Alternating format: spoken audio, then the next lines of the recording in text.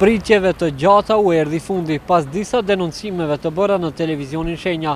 Autoritetet vendosën të rifillojnë punimet për zgjerimin dhe rindërtimin e bulevardit Boris Trajkovski.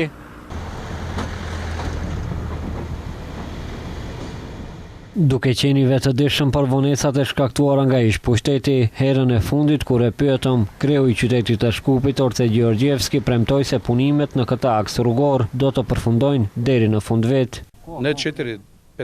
Po presin jo 4 vjet, por presin zgjidhje tashmë 15 vite.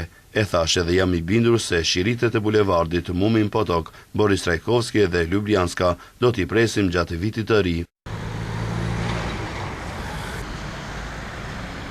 Punimet në bulevardin Boris Trajkovski ka nisur që para 7 vitesh, në kohën kur në krye të kryeqytetit ishte Petre Shilegov. Pas ndryshimit të pushtetit dhe ardhjes së Danela Arsovskës në krye të qytetit, procesi u bllokua për një periudhë të gjatë, duke shkaktuar kështu reagime të shumta nga ana e qytetarëve.